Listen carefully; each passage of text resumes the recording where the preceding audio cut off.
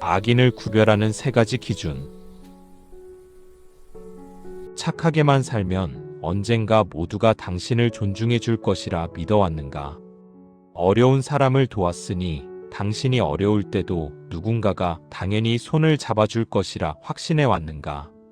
수십 년을 그렇게 살아왔다면 지금 이 순간 한 가지를 직시하라. 세상은 선의를 미덕으로만 보지 않는다. 누군가는 그것을 기회로 본다. 그리고 그 차이는 평소가 아니라 결정적 순간에만 드러난다. 정약용은 목민심서에서 백성을 다스리는 자는 먼저 사람의 마음을 헤아려야 한다고 가르쳤다. 마음을 모르고 제도를 세우면 그 제도는 허물어지고, 마음을 모르고 관계를 맺으면 그 관계는 배신으로 끝난다. 이것은 관청에만 적용되는 교훈이 아니다. 당신의 삶에도 똑같이 적용된다. 사람의 마음을 모르면서 관계를 맡기지 마라. 다정한 말에 기대지 말고 운명이 흔들리는 순간의 행동을 기준으로 사람을 판별하라. 오늘부터는 그 기준을 단 3가지로 정리해 붙잡아라. 이해관계가 끼는 순간, 운명의 기울기가 바뀌는 순간, 그리고 약자와 비밀 앞에 서는 순간. 이 3가지 시험대를 통과하지 못하는 사람은 아무리 오래 알았어도 진짜 인연이 아니다. 이 3가지를 손에 쥐면 당신은 더 이상 왜 나만 당하나라는 질문 속에서 헤매지 않게 된다. 첫째, 이해관계가 끼는 순간을 시험지로 삼아라. 돈, 이익, 책임이 등장하는 순간을 반드시 관찰하라. 돈은 감정을 거래로 바꾸는 스위치다. 평소에 의리를 말하던 사람도 돈이 오가는 순간 손익계산을 시작한다. 정약용은 목민심서 율기편에서 재물 앞에서 흔들리지 않는 것이 청렴이라고 말했다. 청렴은 벼슬아치에게만 해당하는 덕목이 아니다. 인간관계에서도 마찬가지다. 재물 앞에서 흔들리는 사람은 관계 앞에서도 흔들린다. 작은 이익에 마음이 움직이는 사람은 큰 위기 앞에서 반드시 등을 돌린다. 돈을 빌려간 사람이 사라지는 장면을 떠올려라. 처음에는 고개 숙이고 감사해야 하던 얼굴이 시간이 지나면 불편한 얼굴로 바뀐다. 약속한 날이 지나도 연락이 없고 우연히 마주치면 눈을 피한다. 그리고 어느 순간 당신을 피하는 쪽이 아니라 당신을 탓하는 쪽으로 바뀐다. 갚지 못하는 부끄러움을 당신에게서 멀어지는 이유로 포장한다. 심지어 주변에는 그 사람이 돈 때문에 스트레스 받는다며 당신 이야기를 꺼내지 말라는 말까지 돌아다닌다. 돈을 빌려준 사람이 오히려 가해자가 되는 기이한 역전이 일어난다. 이때 당신은 사람의 말을 듣지 말고 시간을 보아라. 약속한 날짜를 지키는가, 늦어지면 먼저 설명하는가, 아니면 피하는가. 정약용이 공정을 강조한 이유가 여기에 있다. 공정은 제도가 아니라 태도다. 작은 약속을 지키지 못하는 사람은 큰 약속도 지키지 못한다. 돈 앞에서 관계를 숨기고 책임을 숨기고 약속을 숨기는 사람을 친구로 착각하지 마라. 시험은 이미 끝났다. 그 결과를 인정하고 결론을 내려라. 이익을 나눌 때도 똑같은 장면이 펼쳐진다. 함께 시작할 때는 형제 같던 사람이 나눌 몫이 생기면 계산기가 된다. 공동으로 투자한 땅이 올랐다고 치자. 계약서가 분명해도 갑자기 오래된 기억을 들춰 공로를 부풀리는 사람이 나타난다. 내가 처음에 정보를 알아봤다. 내가 매년 관리했다. 내가 서류를 준비했다. 온갖 공로를 늘어놓으며 자신의 몫을 키우려 한다. 자신이 더 많이 했다고 믿는 순간 타인의 기여는 자동으로 작아진다. 정약용은 경세유표에서 공평하게 나누지 못하면 원망이 생기고 원망이 쌓이면 나라도 무너진다고 경고했다. 가정도 친구 사이도 사업 동반자도 마찬가지다. 이익이 생기면 사람은 본능적으로 자기 공을 크게 보고 남의 공을 작게 본다. 그러니 이익이 발생하는 자리에서는 반드시 원칙을 먼저 세워라. 그리고 더 중요하게는 원칙 앞에서 태도가 바뀌는 사람을 기록하라. 평소에 우리 사이에 그런 게 어딨어라고 말하던 사람이 막상 나눌 때 정확히 하자로 돌아서는 순간을 놓치지 마라. 그 사람의 우리는 우정이 아니라 유리할 때만 꺼내는 단어다. 책임을 져야 하는 순간은 더 선명하게 사람의 본성을 드러낸다. 사업이 잘 될 때는 모두가 주인이다. 그러나 손해가 나기 시작하면 갑자기 모두가 구경꾼이 된다. 가장 먼저 뒤로 빠지는 사람은 대개 가장 먼저 앞에서 떠들던 사람이다. 나는 원래 반대했다는 말로 역사를 고쳐 쓰려 하고 실무를 내가 맡았으니 내 책임이라는 말로 짐을 떠넘긴다. 정약용은 흠음신서에서 법과 형벌을 논하면서도 결국 사람의 양심을 강조했다. 법은 양심이 없는 자를 막을 수 없고 형벌은 뻔뻔한 자를 고칠 수 없다. 책임을 피하는 사람은 죄의식이 아니라 계산으로 움직인다. 손해를 보는 것이 두려운 게 아니라 손해를 혼자 보는 것이 싫은 것이다. 이런 사람과는 다시 협업하지 마라. 한 번의 손해보다 반복되는 손해가 더 큰 재앙이다. 첫 번째 배신에서 배우지 못하면 두 번째 배신은 당신의 책임이 된다. 둘째, 운명의 기울기에서 사람을 판별하라. 당신이 무너질 때, 당신이 올라갈 때, 당신의 자리와 권세가 바뀔 때, 이 세 가지 기울기에서 사람의 진짜 얼굴이 드러난다.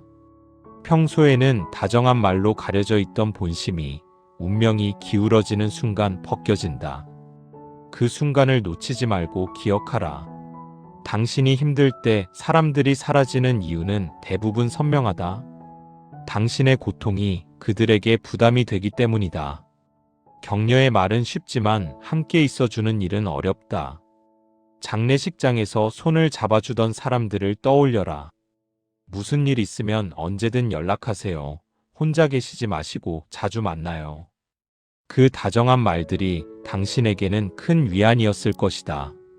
그러나 한 달이 지나고 두 달이 지나면 연락하는 사람은 거의 없다.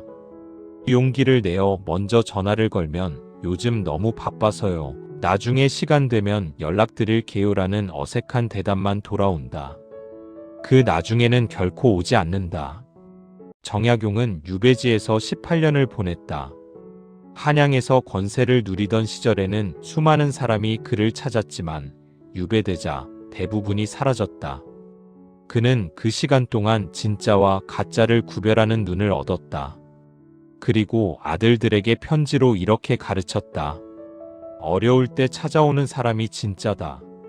잘 나갈 때 모여드는 사람은 너를 보는 것이 아니라 내 자리를 보는 것이다. 이 말을 당신의 삶에 적용하라.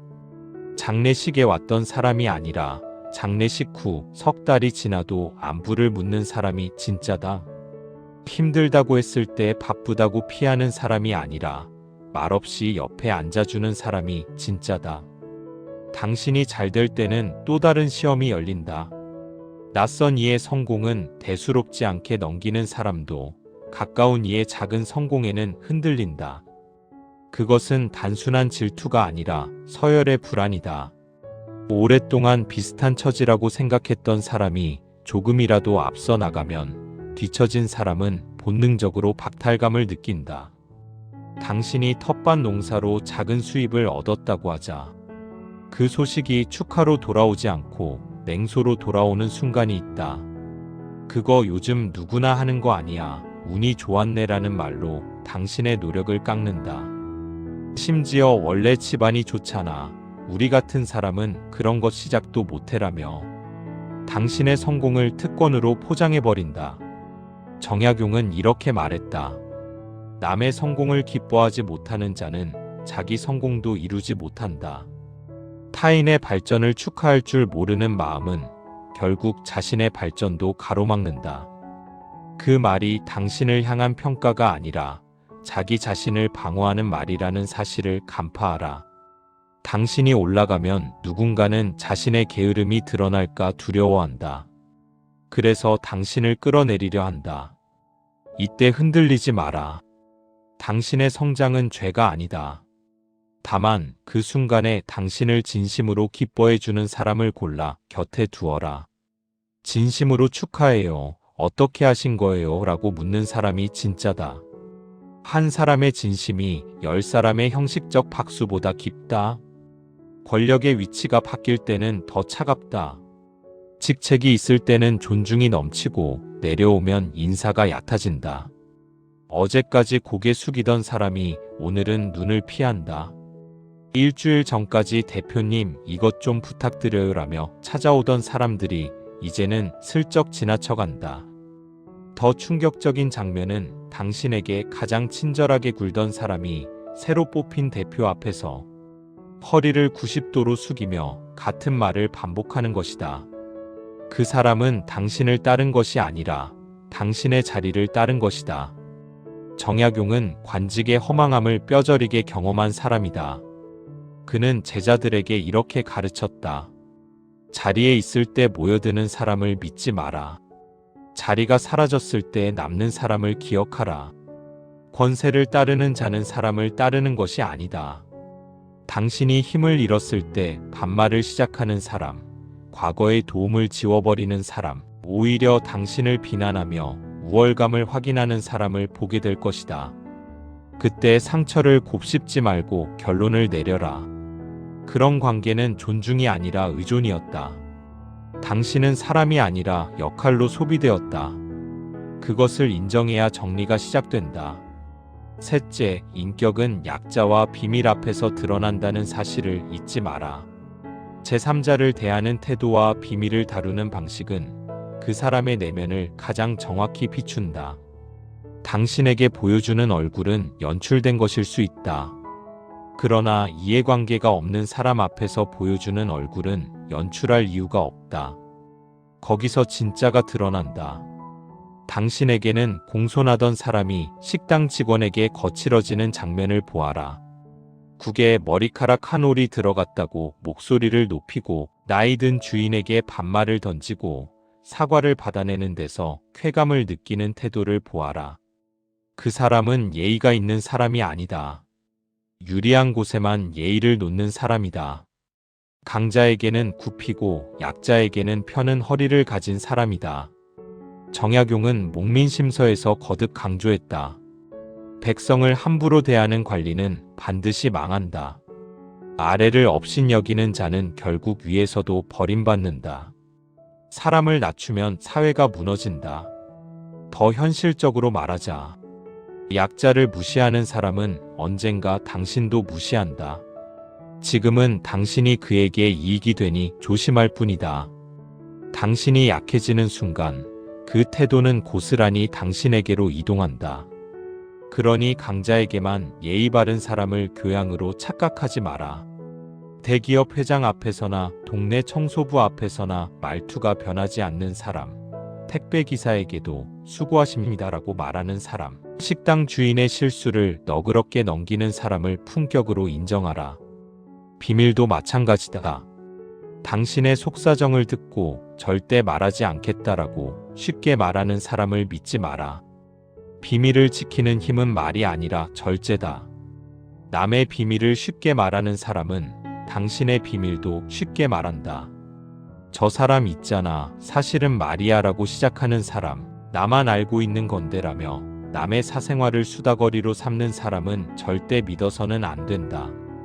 오랜 친구에게 가족의 어려움을 털어놓았다고 치자. 아무에게도 말하지 말라고 신신당부했고 친구는 무덤까지 가져가겠다고 약속했다. 그러나 일주일 뒤 동네 사람들이 당신의 사정을 알고 있다. 그 친구는 딱 한 사람에게만 말했다고 변명한다. 그러나 딱 한 사람에게 말하는 것 자체가 이미 비밀을 지키지 않은 것이다.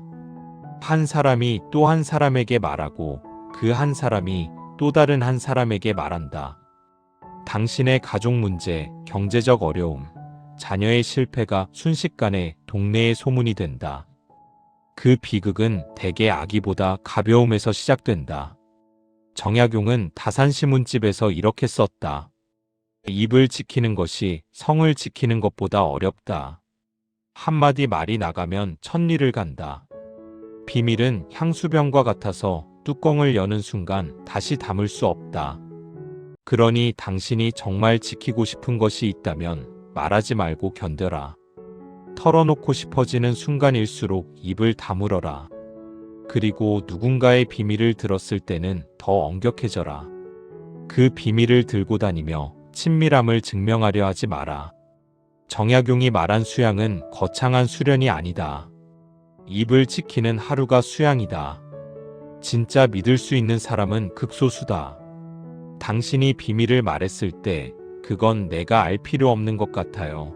혼자 간직하세요 라고 정중히 거절하는 사람. 비밀을 들었어도 몇 년이 지나도록 다시 꺼내지 않는 사람. 심지어 당신 스스로 그 이야기를 잊었을 정도로 철저히 묻어두는 사람이 진짜다.